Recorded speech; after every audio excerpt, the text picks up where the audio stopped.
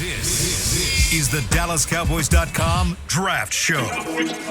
Your war room for insider news and draft analysis from deep within the confines of Cowboys headquarters at the Star in Frisco. The Dallas Cowboys select T.D. Lamb, wide receiver. Oh, they took him! Now, your host, Kyle Yeomans.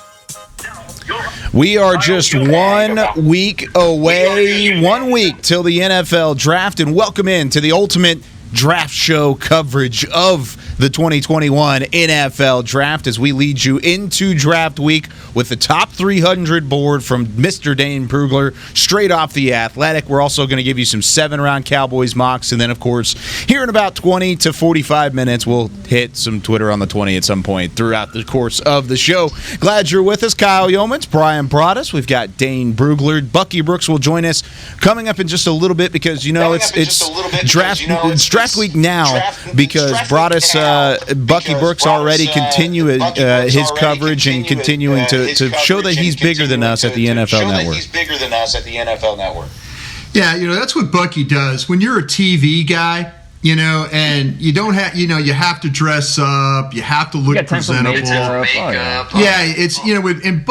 and Bucky went from being a scout to being like a media star, and we knew this time was going to happen. The closer you get to the draft, the media stars are going to show up. But hey, I think we got the best crew of scouts on this show right now. So I bet you we do a really good show with as we get going here. I like it. Dane, of course, this is a big week for you. Is this a special time for you? Are you really doing anything extra based off of what your normal draft prep is?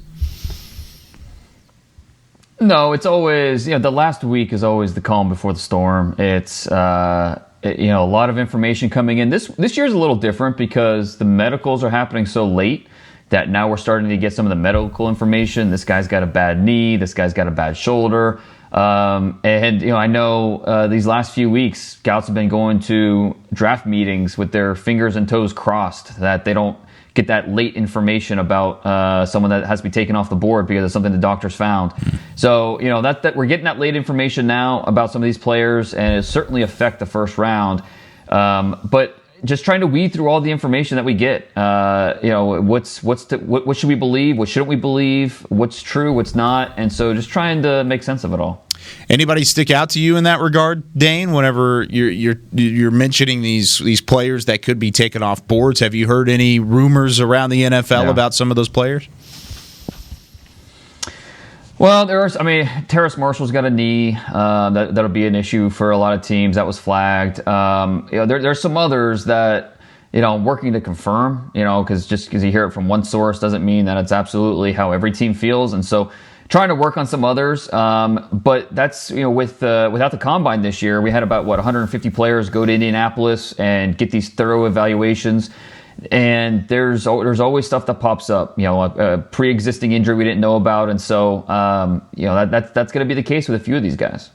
Terrace Marshall, of course, the wide receiver out of LSU. You just wanted to hit the LSU guy right off the bat and just kind of throw a jab at Brian Broaddus. I think that's exactly what just happened from Dane. But we've got any chance him and Hellman. Any chance I get I can do that. I make sure and take advantage. That's for good reason. Okay, so we've got this thing that was kind of passed down from up top upstairs. They want us to promote this 2021 Dallas Cowboys Draft Pick Challenge. And, of course, all those who are listening can also be a part of this. It's presented by DraftKings, and Cowboys fans are invited to participate in the free-to-play 2021 Cowboys Draft Pick Challenge. You got to submit your answers on DallasCowboys.com by the time the draft starts, 7 p.m. Central Time on April 29th. And basically what it is make a mock draft. You make every one of the 10 picks the Cowboys have are laid out on this draft board, and you can go through and basically fill out this sheet of paper and make your picks to potentially what you think the Cowboys are going to do. It's basically a bracket challenge like you do for March Madness, but instead it's with the NFL draft. And so of course, us being the draft show, we're going to all submit, not even just these hosts and Bucky Brooks. We're going to also do it with Dave. We're going to do it with KT. We're going to do it with Jeff as well. But every one of us are going to submit a sheet of all 10 picks and what we think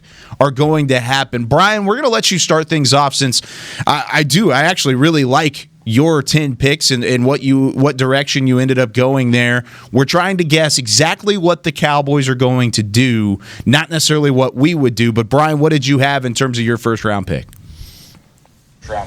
Yeah, I went with my first round pick. I went with Patrick Surtain is who I went with. I just feel like though that if there's a couple different ways this draft could go depending on what happens with Pitts, depending on what happens with the offensive linemen. But I just feel like that at the end of the day, they're going to take the best player for them. They're going to take the steady player. They're going to take the guy that they feel like that they can plug in and make that starter. And we all talked about it, really about what type of player he is.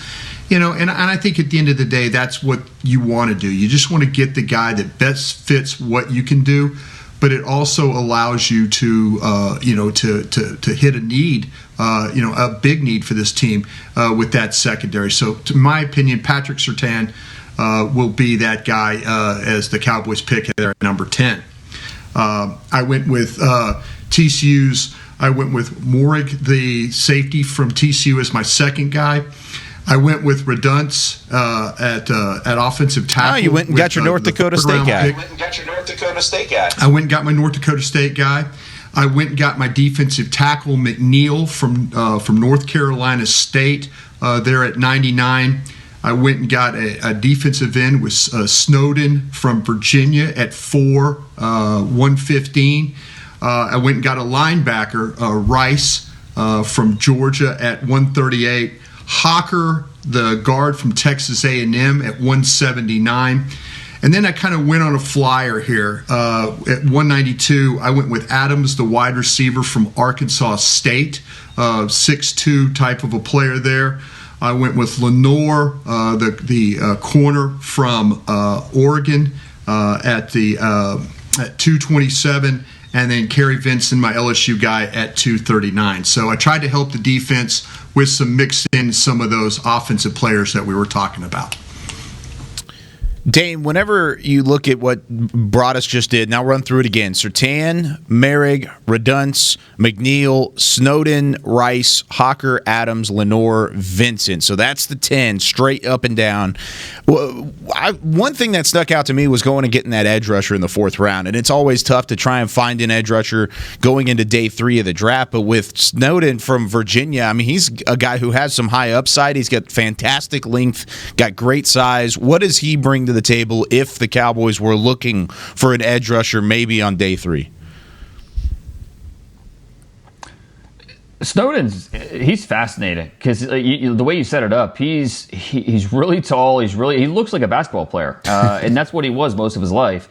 That he thought he was going to be playing in the NBA one day, and now he's getting ready to be an NFL draft pick. Coming off a major injury, so that is a factor here, and just the medicals being clean and trusting where he is in his rehab. But 6'3.5", 245 pounds, a really fluid mover, a guy that can play on the edge. Power you kind of worry about. Does he has 35-inch arms, but can he use that to his advantage? Can he weaponize his hands? That's where I think he needs to really grow to become a full-time NFL contributor. But you love how fluid he is in space. He shows up in the backfield. He has over 30 tackles for loss in his career. There's just a lot to like about his recognition skills, his fluid athleticism, his length. So we got him, is it the 4th round or was it the late 3rd? 115. Yeah, that's to me. Yeah, and Dane, where I have a problem with how this player was used, I don't think there was a bigger misuse of a player than this kid. I mean, I'm watching him in that 3-4. I'm watching him drop. He's dropping. He's playing in coverage, and then but when he's rushing, you're like going, okay, he's got something here. He's got something going on here. So I thought the Virginia coaches, they did a really poor job of using or playing to his skill. And I understand, Bronco Mendenhall and what they're trying to do there at Virginia.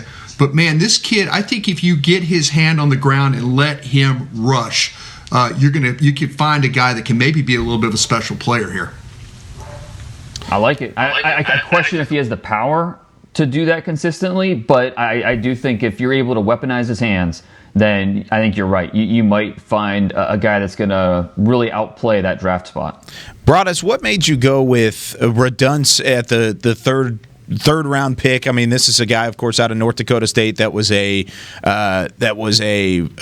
Senior Bowl guy, really kind of impressed during his time there. But why did you go that direction whenever, I mean, there could be some other guys potentially in that same realm at the third round, 75th pick? Yeah, I mean, there were a couple of guys that I kind of thought about. I thought about Smith from East Carolina. I just wanted to go with an offensive tackle. Forsyth is another guy from Florida that's a big guy. I just kind of went on the thought that maybe here's a guy that's really kind of young. I mean, when you talk about where he's come from, I was looking for the guy that's got the traits that could grow and can develop and stuff like that. Maybe some of these offensive linemen, and Smith from East Carolina could have been one of those guys, but a little bit of a lighter guy. I just wanted to grab that developmental offensive tackle at that spot, and then hope that, like, okay, maybe you can work with him, you put strength on him, and then he doesn't have to play initially. But with the Cowboys, you never know. He might get thrown in week 3. But I just liked with Redunce. I just liked the makeup of him, and I like how he handled himself, in all the opportunities that he got. Dane, what are your thoughts on the North Dakota State tackle? I wasn't thrilled with him on tape. I gave him a 4th-round grade just based off of the tape. I thought there were some balance issues, some play strength issues. But he swayed me at the Senior Bowl. Watching him during practice, I thought he did a really nice job, and I gave him a little bit of bump in my rankings. And just based off of what he did, and seeing him in person, seeing him move, the mirroring skills, I thought were really good. And so what Dylan Radins was able to do, I bumped him up to 74 overall on my board. I still a little worried about just how over aggressive he can be and how that leads to some balance issues. But I think he's instinctive. I love the demeanor that he plays with. He has that nasty temperament that you want. He'll get after it in the run game. There's no question about that. 34-inch arms, but I know some teams even view him as a better guard at the next level, which I think is debatable. But I do think that you're trying him a tackle and a guy that might give you some versatility. So we took him at 75. So yeah, right around where I have him too. So I think it makes sense. There are going to be some tackles in that 3rd round, 4th round that at least could be developmental. I like Redunce too. Broadus, I'm right there with you. He's my 6th offensive tackle on the board behind Tevin Jenkins. But there's a massive gap between those two guys, and I think Redunce is one of those that could fall and be one of the developmental pieces. We've got Bucky Brooks as a part of the show now. Bucky, welcome in. Glad you're able to join us 7 days before the NFL draft. Are you excited? I can see the smile on your face. You have that nervous wave, though. Well, I'm excited until I look over and I see Brian Broadus, who is in full draft mode, because right now everything is negative Nancy. Like, he's shaking his head. He's not necessarily happy. He wants to figure out a way because he doesn't feel like he has enough picks to get the thing done. So that's what I'm doing. I'm over here looking at Brian Broadus because I am one that I would just trade away. I think we can get it done with 5 picks. We don't need all these picks that Brian is over here hoarding. Well, I'll tell you what, if you wouldn't spend so much time on TV, you'd figure out how to use all those picks. We don't need all those picks, all those extra picks that you accumulate. You're just hoarding them all. Hey, I worked hard to get these picks, man. I had to give up some players to get these extra picks. So, hey, I'll do what I have to do. I love it. Hey, now, Brian, can I ask Brian a question real quick with his mock? Did J.C. Horn come into consideration at all for you at number 10? I'd say it's interesting. You look at the betting odds of who's going to be the first defender drafted, and Surtain is the clear favorite. Kwity Paye's right behind him, and then Horn is an interesting one.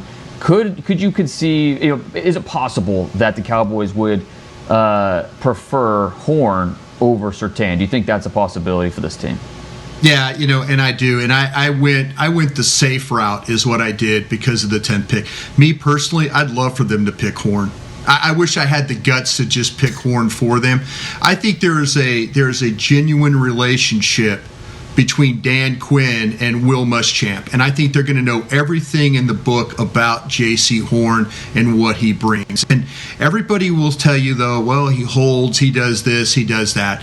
I'll tell you what, though, I have him above Surtain. I just kind of feel like that the Cowboys, and knowing those guys, for that particular pick, they're going to try and get the steadiest player. They might not try and hit the home. The home run would be if Pitts was there. Mm-hmm. That would be the home run for them. Take Pitts, move on. We've got, like Bucky was saying, you've got all these other picks. You'll figure out what defensive players. Me personally, I would have taken Horn if it was me.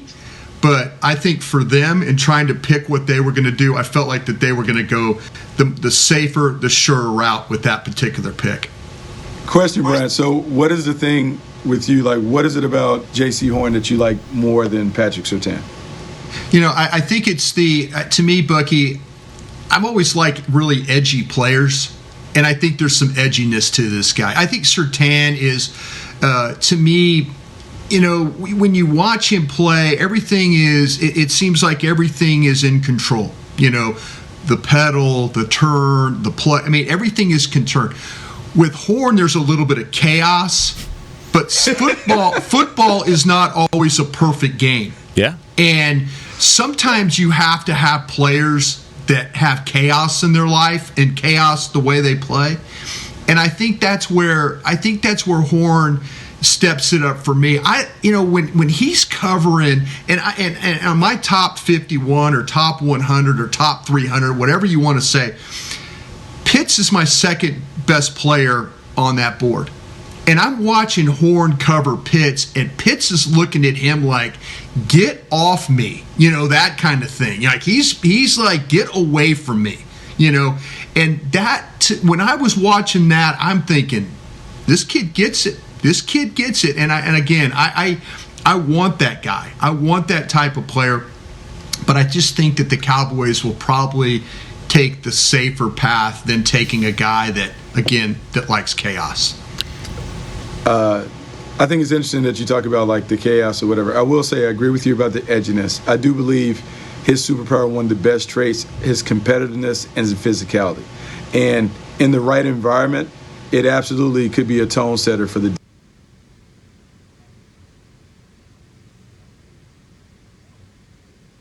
Cowboys want to get down like that on defense. Like I know Dan Quinn back in the Legion of Boom days when you have Richard Sherman and Earl Thomas and all those guys, it's a collection of edgy guys.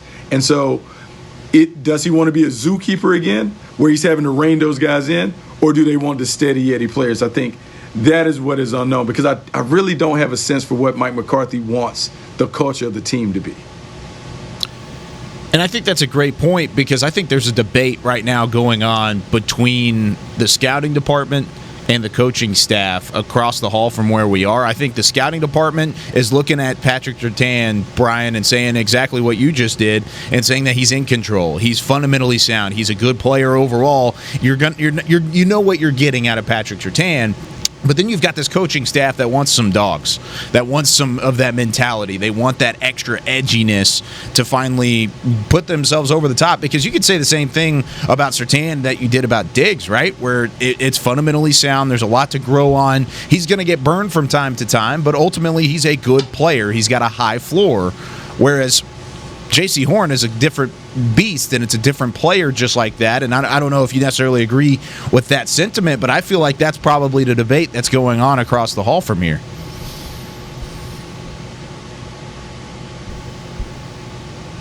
Brian, there's Brian. Yeah, there's certain scouts over there that they're like me. They're like, give me this guy that's super competitive and all that. And I think you have to wonder a little bit about Surtain. Is he what he is? As we watch him and evaluate him, which is a good player. But is he at that level where he's going to be? Is he going to get better? or is, we're seeing the finished product at Alabama that's playing in national championship games and playoff games and winning SEC titles. There's nothing wrong with that.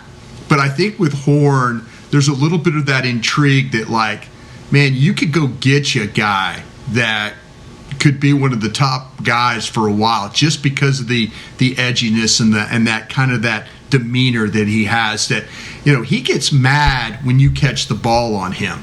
I mean, you could tell he gets mad. And give me that guy. I kind of like that, but I think the Cowboys are going another way. Yeah. Well, and the other thing too is, and I mentioned this before, but the South Carolina coaches they rave about, since the day he showed up as a true freshman, how he was part of the culture change. Not even part of it, he was leading the culture change there.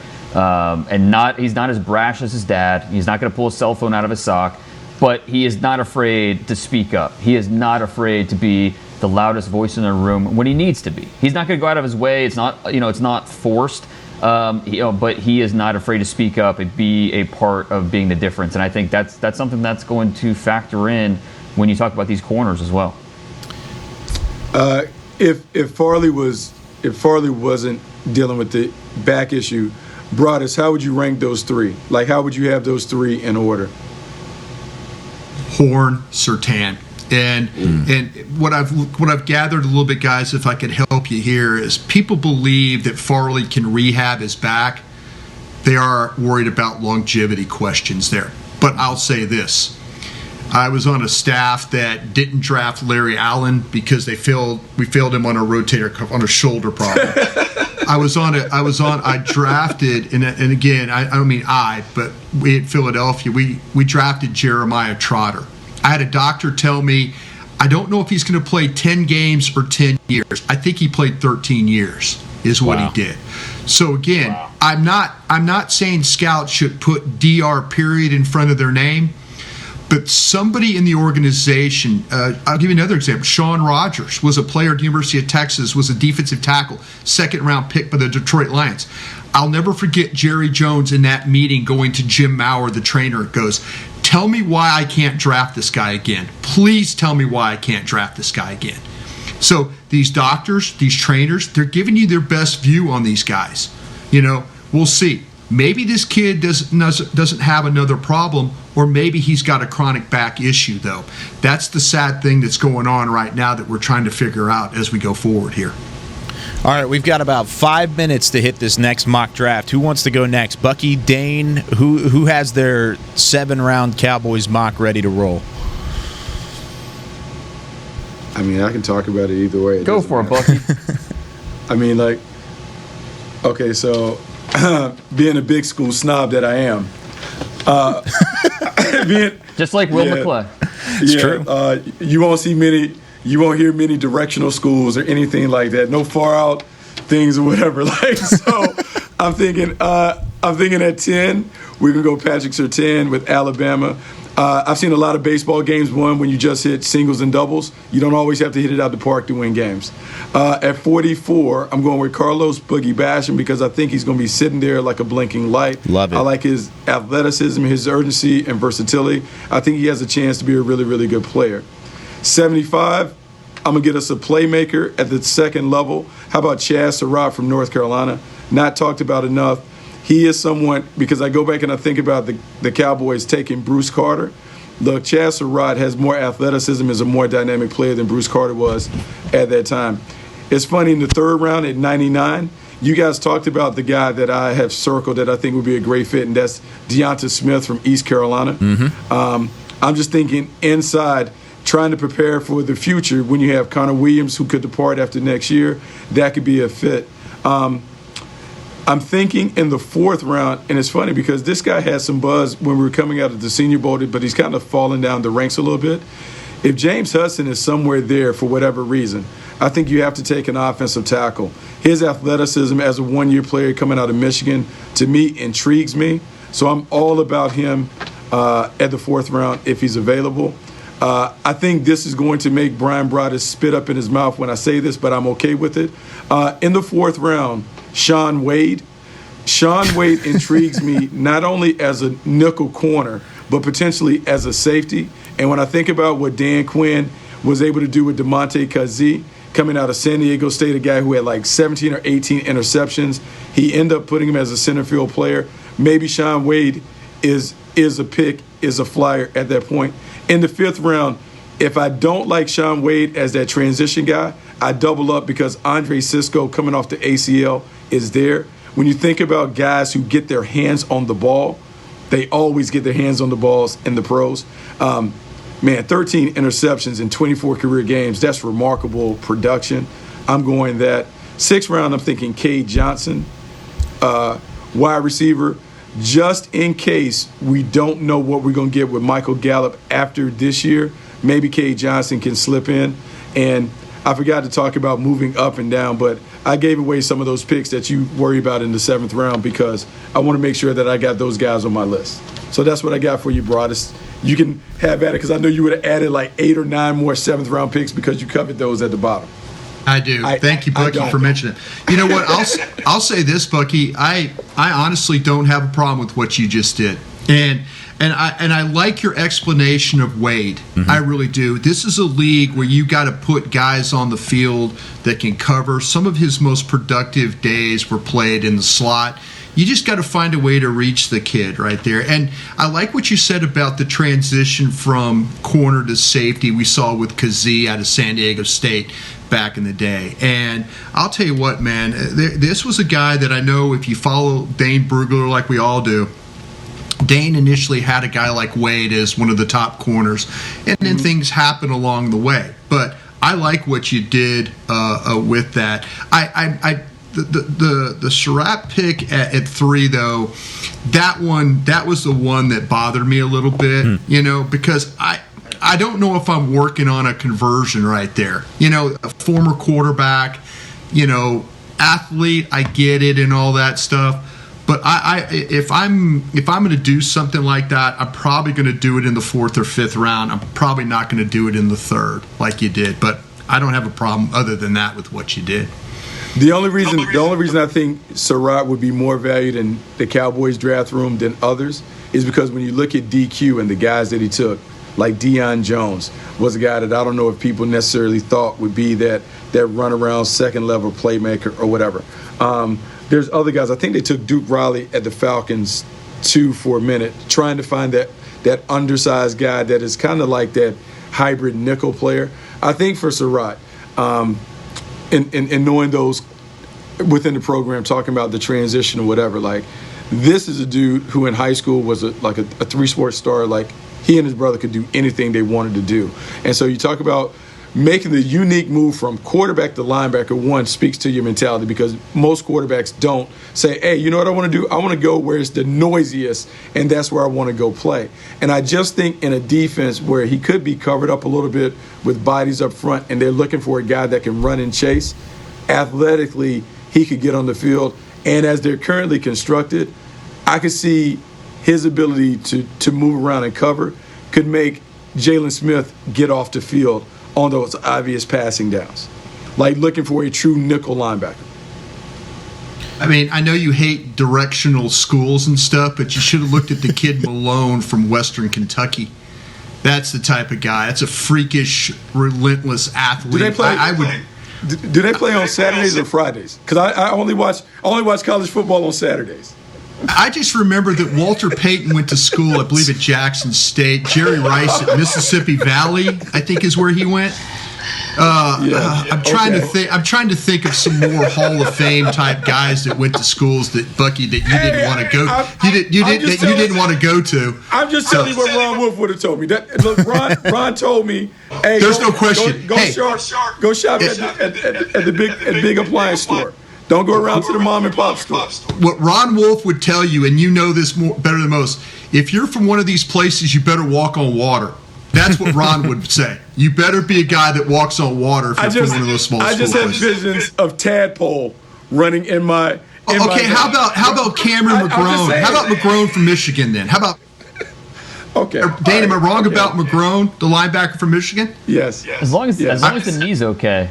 Speed is the name of his game. He's quick. His reactive quickness is outstanding. As long as the knee checks out, I think that you're getting good value. I don't know about the 3rd, but 4th, 5th, It's actually what I have in my mock going to the Cowboys. Wow.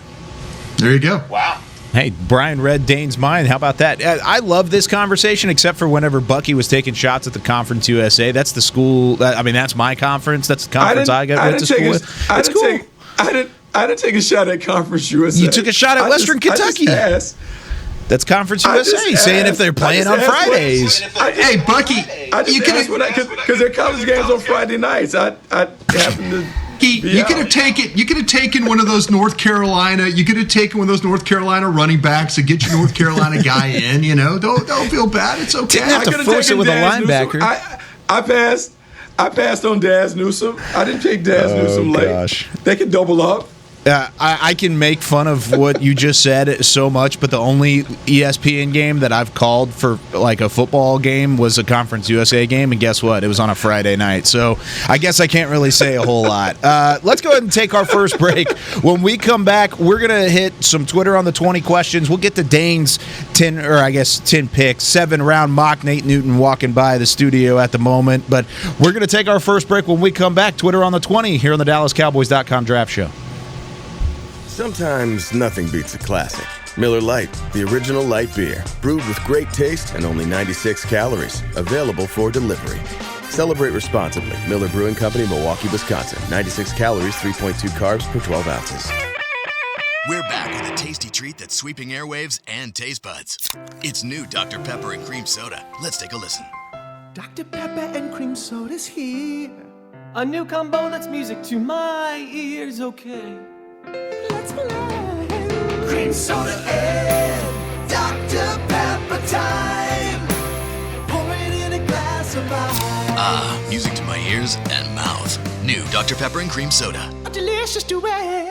Hey, Cowboys fans, if you're thinking about attending a game this season, visit cowboystravel.com to book your travel package today. Stay at the team hotel, have dinner with a Cowboys legend, and experience AT&T Stadium's exclusive VIP Owners Club. Also, tour the Star, get autographs from your favorite players, and talk X's and O's with me, Mickey Spagnola. The official travel partner of the Dallas Cowboys will take care of all your travel needs. Visit cowboystravel.com. There's nothing as unique as our eyes, which is why Essilor pioneers ways to make lenses as unique as you. Varilux for super sharp vision, Essential Blue for protection, and Crizal for freedom from glare. 3 cutting-edge solutions in a single unique lens. So whatever your needs, insist on Essilor. Visit your local Essilor experts and find the perfect lens for you. See more, do more, Essilor. Sometimes nothing beats a classic. Miller Lite, the original light beer, brewed with great taste and only 96 calories, available for delivery. Celebrate responsibly. Miller Brewing Company, Milwaukee, Wisconsin. 96 calories, 3.2 carbs per 12 ounces. This is the DallasCowboys.com Draft Show.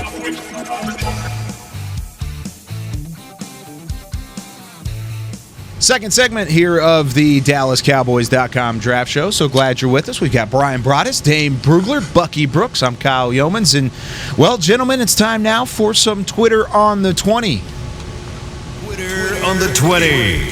Chris Beam, as always, doing fantastic work in the back. And, well, I do want to give a quick shout-out for all of the fans that put Twitter questions up on Tuesday. We did an entire show full of Twitter on the 20 questions, and it was a lot of fun. Got to a ton of them. But I want to ask this question because I feel like we've gone back and forth on this and why this has kind of been one of those debates that have been raging amongst Cowboys Nation. But Cowboys_Braves on Twitter. That's the Twitter handle. So I guess they're a big Atlanta and Dallas fan at the same time. Why do you think Micah Parsons would be a bad pick at pick number 10? What are his knocks? He seems like a complete linebacker. We've talked about a lot of Micah Parsons, but Bucky, why would he not be the ideal pick at pick number 10, or why could he be? Oh, I actually think he would be the ideal pick. I think if you're looking at second level shop record, I think he can do that. I know I'm a little impacted by my interactions with him as a high schooler and going up and continue to talk to him or whatever. But I will say this about him as a player. Unique combination of strength, power, and explosiveness. Probably the best blitzer that I've seen in some times in terms of his ability to get from point A to point B in a hurry and he's completely disruptive. Now, I think if your locker room has enough maturity around it where he doesn't necessarily have to step into the leadership role, I think he will thrive in that environment. But if you're asking him to be the leader, the point on the sword, I don't know if he's ready for that, even though his game suggests he could be an all-star player. Yeah, I think Bucky's absolutely right. And the more old crusties like Bucky that I talk to around the league, people are starting to feel more comfortable with the player. And what's happening is the player is starting to admit as a young man that he had some maturity issues. And Bucky's right about, we could all watch the tape and see what he brings as a player. The questions were going to be about the maturity and then, okay, what happened with the hazing thing? You know, those were the things. But it appears that scouts are far more comfortable with the player now. I know that we talked about him initially as a guy in the top 10, and then he fell out of all that. But yeah, we're starting to see him in that mode. I think Bucky's absolutely right. If they don't take a cornerback at 10 and they're taking a defensive player, this kid could very well be the pick because they're feeling more comfortable with him. I don't think that I don't agree with anybody that said it'd be a bad pick. I think it's fair to call it a risky pick. I think that's fair when you factor in everything, the backgrounds of the decision making, because Micah Parsons could be your typical 20, 21-year-old who, just like I'm sure all of us, made some immature decisions in the past, but grew out of it and became responsible adults. He could absolutely take that path. Or could be like some other guys who are immature in their youth and never really grow out of that. There's no crystal ball here, and I think some teams will be more comfortable with him than others. I think you look at the Lions at 7, and that's where I think you start to consider Micah Parsons as a possibility. But there's too much talent there. Like you guys are saying, the talent-wise, I don't understand, why he's a top 10 talent in this class. I think, I'm very confused by a lot of people who are not on board with just the talent, the football player. I get the off-field concerns, the risk, but on the field, there's a lot going for him. You guys said it better than I could have even put it, but it's not a bad pick. It's just not the pick that we want or not the pick that we're excited about. And I've had this conversation on other shows that I've been on as well about, I really like Micah Parsons. He's still my top linebacker on my board. I like him as a player. There's just concerns and question marks around him, specifically either on the field and off the field, that have me concerned going into the draft, whereas other guys like a J.C. Horn, Patrick Surtain, those question marks just aren't as high. And that's basically what I think about Micah Parsons. Okay, this question really intrigued me, and this comes from Clay Slocum on Twitter, and he says, as scouts, how much time do you spend reviewing past draft notes? So other draft notes from other drafts. Do you ever find patterns that you may be getting right or wrong in your analysis of those past notes? Brian. Yeah, the thing you have to know if you work for the Dallas Cowboys is you have a general manager that's not a traditional general manager when it comes to going out and evaluating players.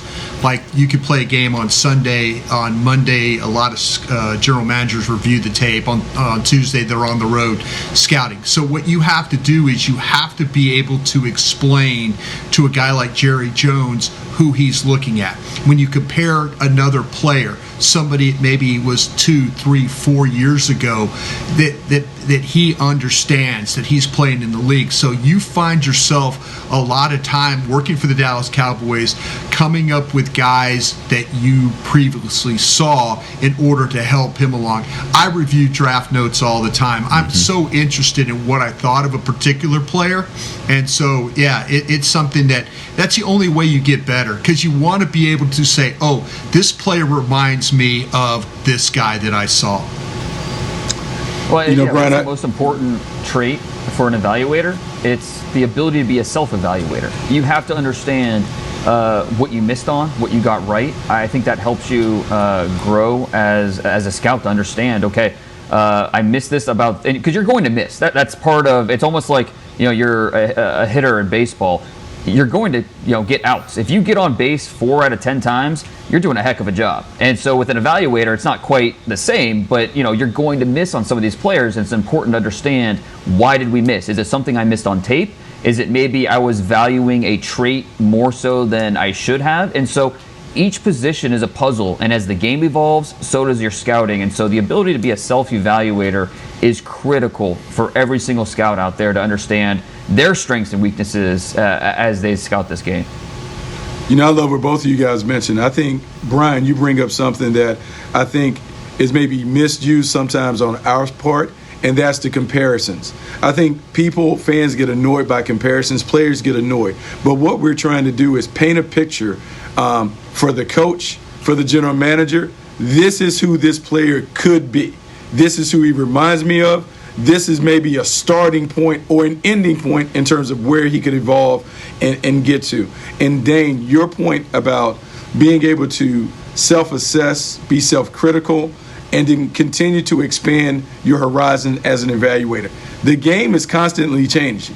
If you could have told me 10 years ago that a Lamar Jackson would be an MVP level quarterback, or that Josh Allen could go from his struggles at Wyoming to being a high-end quarterback, I never would have believed you, because we had never seen anybody do those things at the position that Lamar Jackson and Josh Allen have done and have success. And so now as an evaluator, you have to be able to evolve as you're evaluating the position. And I think the great evaluators are always able to admit, hey, I didn't used to think about it this way, but now I have to think about it in a different way, because I'm seeing guys have success in the league. And so I can either stay back here in the 90s, or I can move up to the 2020s and say that the game is different, and the athletes playing the game successfully are also different, and I need to grade accordingly.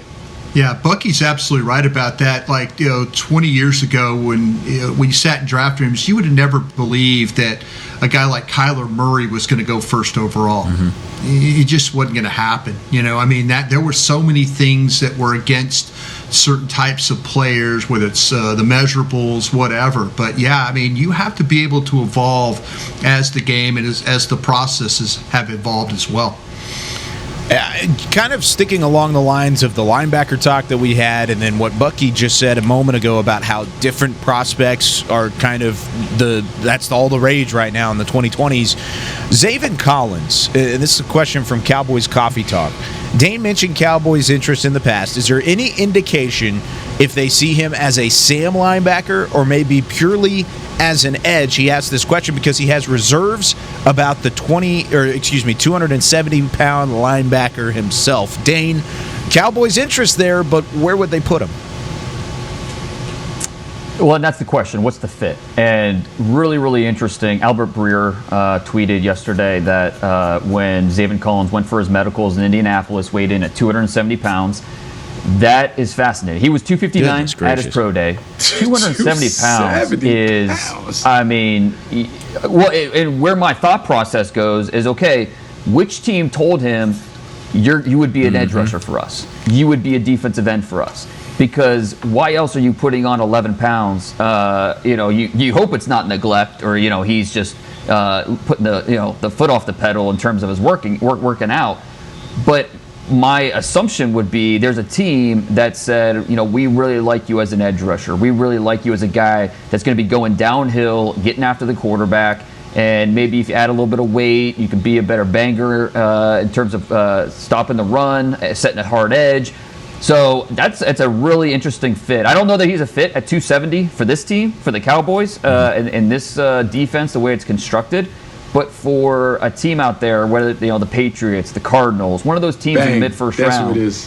Yeah, well, yeah, and I'll tell you another team the Crusties are all talking about is the Pittsburgh Steelers. They're talking about, with them losing Bud Dupree and stuff like that maybe the Steelers got involved with this one too. Everybody has the Steelers taking kind of a running back maybe, but this might be one of those ones that I know for a fact with the Cowboys, you cannot take a player like this at 10. You can't. There's no way. They are not going to take a Sam linebacker at 10. I'm sorry. That's just not going to happen. But there are other teams out there that everybody does believe that, okay, hey, here's some 3-4 teams. Again, a lot of scouts talking about the Pittsburgh Steelers. Keep an eye on that team. Yeah, it's interesting that you bring that up because for the Cowboys and the way that we anticipate them playing under Dan Quinn, Xavier Collins doesn't really have a position because he's kind of like that big, thick linebacker where in the draft room we would appreciate him. We would say, hey, he's talented, but he's really not a great fit for us because where would we put him at? And I just don't know, but I think it's interesting you talk about a guy showing up at 270 pounds. That screams to me Patriots, Steelers, heavy-handed type team, somewhere where he can go out there and he can kind of be the slug that beats on the tight end and maybe comes off the edge and does some of that stuff. So this next question is really intriguing to me. It's not necessarily anything to learn about, but it's fun to think of because you guys have done this for quite some time. What was your favorite draft moment? This question just comes from Red. Straight up, what is your favorite draft moment? He said while covering the Cowboys. I don't necessarily want to limit either one of you three to that question because there's been plenty of drafts where you haven't covered the Cowboys. But, Bucky, we'll start with you. What's your favorite draft moment as we're a week out from the next one? I would go back to when I was working with the Seattle Seahawks. It might have been my first or second year, but we took Steve Hutchinson at guard. And at the time, Walter Jones was already in place. And just watching how you can take a dominant guard and pair it with a dominant offensive tackle, and the entire league can know that you're running that way, and no one can stop it. And so there's something to, like, when you see what we call gold jacket level players, giving them their just due and just taking them, even though positional value and all that other stuff creeps in.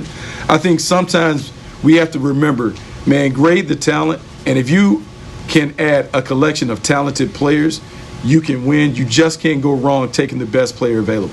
So we're taking Kyle Pitts. That is now confirmed from Bucky Brooks that Kyle Pitts will be a Dallas Cowboy. Brian, favorite draft moment?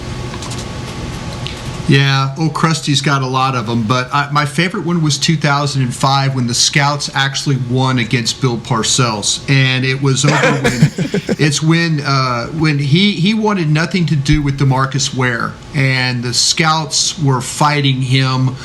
He wanted Sean Merriman, and it came down to literally a morning of the draft when the decision was made. We were before the meeting, before the draft started, Jerry Jones, Stephen Jones, and I'll tell you this, Rick Goslin from the Dallas Morning News, who we all know, Rick Goslin was the reason why the Dallas Cowboys drafted DeMarcus Ware, because the night before the draft, he was able to get a hold of Jerry Jones.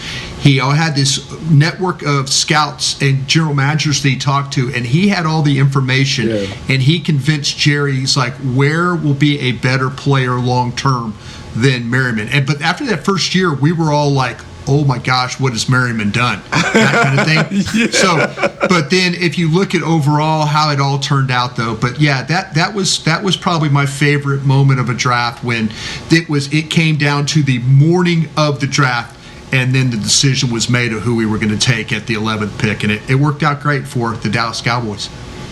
Gosh, that's a great one. All right, Dane. For me, it just goes. I think about just starting doing this draft stuff, and I go back to 2004. How fun that draft was when you're talking about the quarterbacks and the intrigue about Eli Manning, Phillip Rivers.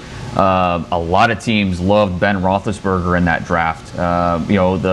The Giants were looking at him possibly if they weren't able to make that trade to get Eli Manning, who the Chargers took at number 1. They were ready to take Roethlisberger at number 4. That was the same draft with Kellen Winslow and Sean Taylor. I mean, that was really one of my first drafts where I was into this and scouting these players and getting involved. And just the intrigue of that top 10 was so much fun and something that'll stick with me for a long time.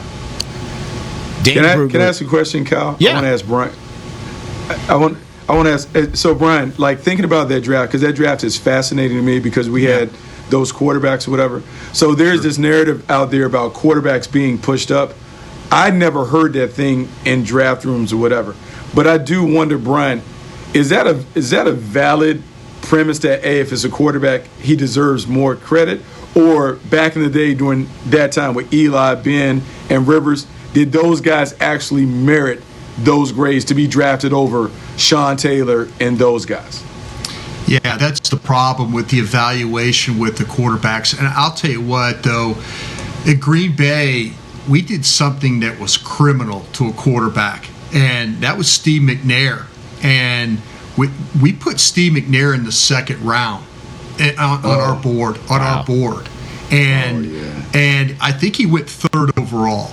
And when I remember going to the board because I was the guy responsible. Elliot Wolf, who now works for the Patriots. Elliot was 10 years old, and he helped me with the tags and stuff. And I'll never forget when the Houston Oilers made that pick, and I had to go get his tag. I mean, like the third pick, and I had to get his tag out of the second round and put it on that board on the Houston Oilers side of the board. And I'm thinking, man, did we just really mess this up? And sure enough, we did. But we're from a system, and Bucky, you're part of that system too, where you say, hey, this is where we see the player. Quarterback, tight end, tackle, whoever. I mean, there was no okay, push him up because he's a quarterback and do this and that. I mean, we were trying to be fair about it. Were we right all the time? Absolutely not. But I know I came from a system that tried to measure all the players at the same level. It's interesting hearing about Steve McNair being a second-round grade and then going third overall. Is that not a little bit reminiscent of what Mac Jones is going through right now, if that ends up being the pick at number 3? Let me tell you this. I had somebody tell me this yesterday about Mac Jones, but I don't believe that Mac Jones is going to be the third overall pick. Me personally, I don't believe it. I don't believe it. But I will say this though: Daniel Jones was picked 6th overall by the Giants, and someone told me that, and that was the punch in the face right there. That was like, listen, you don't like Mac Jones?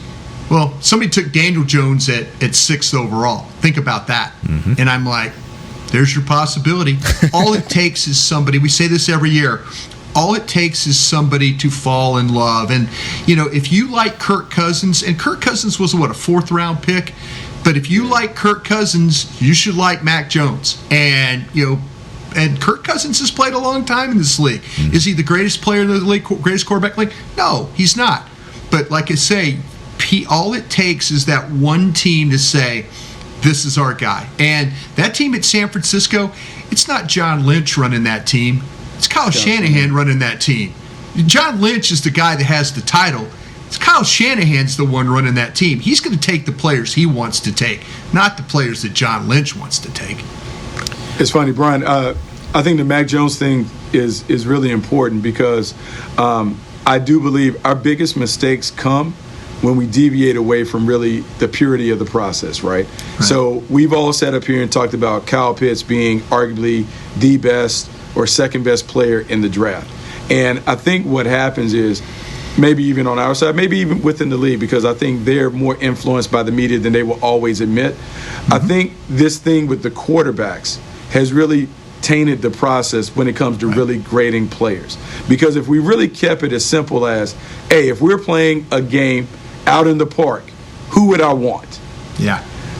All of those quarterbacks wouldn't be in the conversation as like top 5 in this draft class. And so I think it just muddies the water, and then we make these mistakes trying to get it right on draft night as opposed to, hey, I want to be right in 3 years. That I said this guy can play and he's going to play at this level. That's why my grade is as high as it is. A combined 65 years of draft experience between this panel right here. That's why I wanted to ask that question, because Dane's been doing this for 16 years. Bucky, you've been doing it since 2001. Brian, of course, since 1992. I think that's just a fun thing to think about going into next week, because it could end up being your favorite draft moment next year, next week, 4 years to come that we'll be talking about down the road. Let's take our second break. When we come back, we're going to hit Dane's mock draft, and we're also going to hit his top 300, couple key points out of his top 300 that you can find on The Athletic when we return on the DallasCowboys.com Draft Show. Sometimes nothing beats a classic. Miller Lite, the original light beer, brewed with great taste and only 96 calories, available for delivery. Celebrate responsibly. Miller Brewing Company, Milwaukee, Wisconsin. 96 calories, 3.2 carbs per 12 ounces.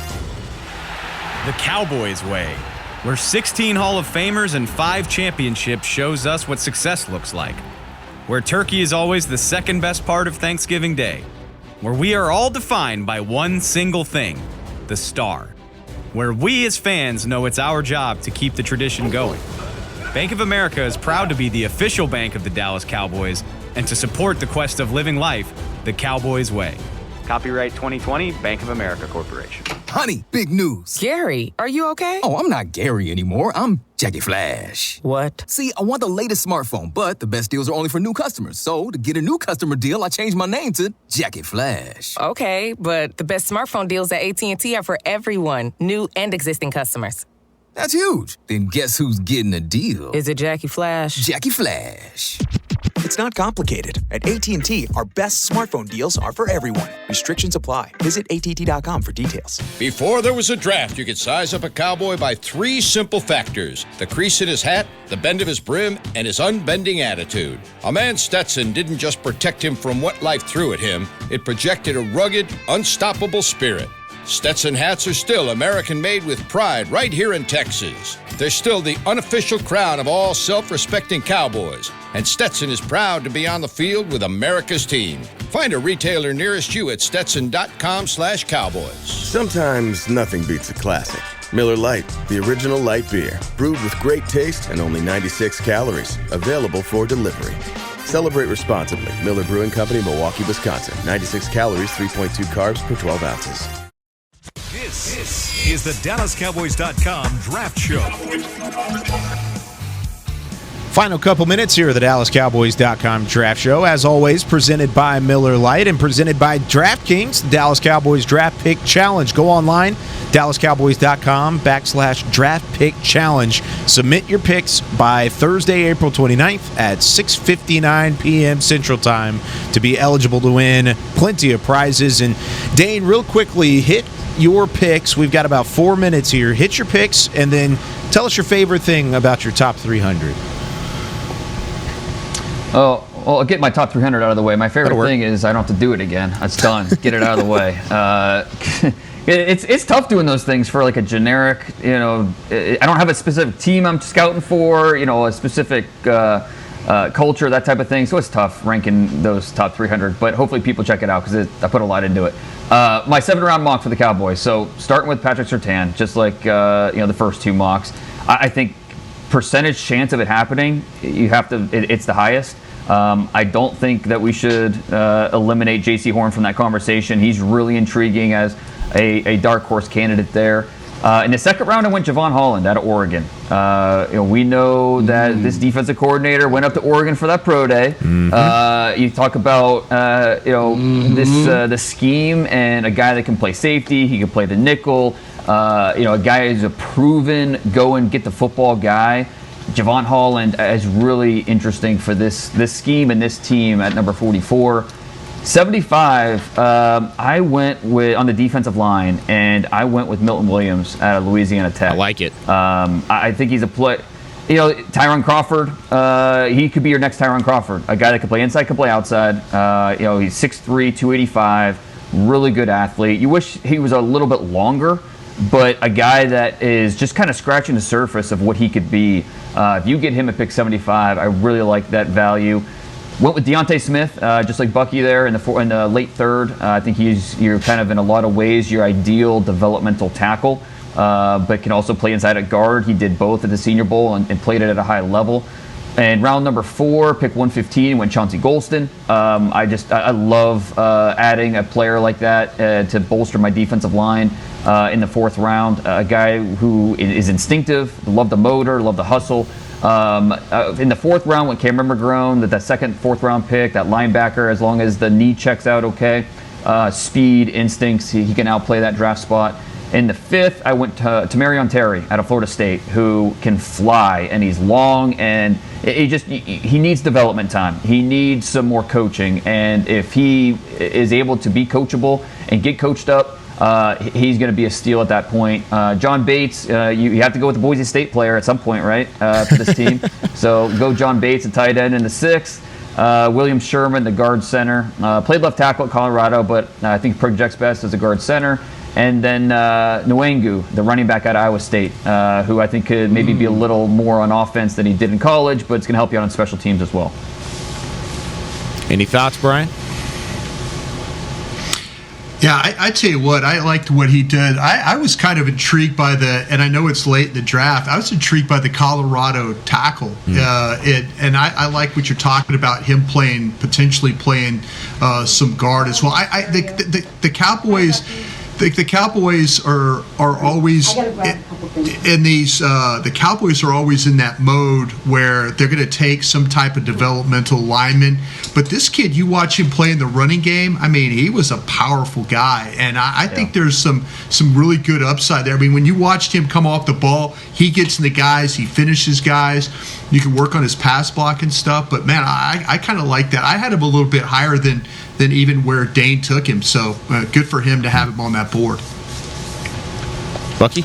I liked it overall. And I think Dane obviously paying attention to the Cowboys draft habits, because certain teams, certain general managers have sweet spots that they go to when it comes to players. So you can talk about Boise State being one, so being able to go there. And then really, when we get down to that day 3, the 4th through 7th rounds, where we talk about the developmental prospects and trying to find 1 or 2 core traits that are necessary, not only for them to get on the field to eventually become regular contributors, but how can they impact special teams? That's where your speed and your physicality and all those things kind of tend to weigh.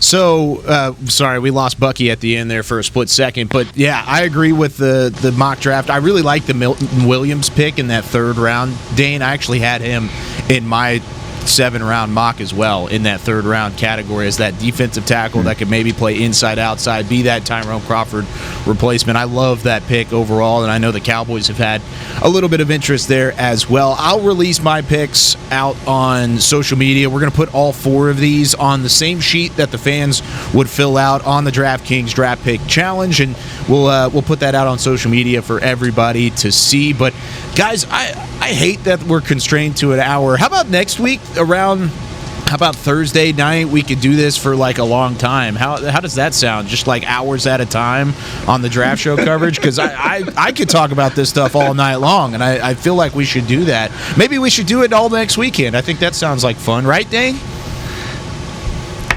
Sign me up. It does sound like a lot of fun. Yeah. Broadus, you ready? Yeah, Dane is looking forward to. Yeah, Dane is looking forward to me coming up with some really witty saying to start the draft, right, Dane? Mm-hmm. Like, these are the times that Tryman.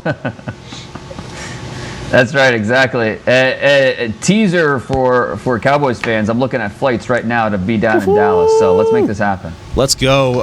Sounds good. All the powers that be are coming together, everybody. It's draft week almost here from the Star in Frisco. And don't worry, Brian will have his witty saying to start off draft coverage to kick it all off. It's going to be fantastic. You can, of course, follow all these guys on social media, but we'll be back on Tuesday and Wednesday next week to lead you in to the full wall-to-wall coverage of the 2021 NFL Draft here on the Draft Show. But for Chris Beam, for Brian Broadus, Dane Brugler, and the great Bucky Brooks, I'm Kyle Yeomans. We'll see you next week on the DallasCowboys.com Draft Show. This has been a production of DallasCowboys.com and the Dallas Cowboys Football Club. How about this, Cowboys?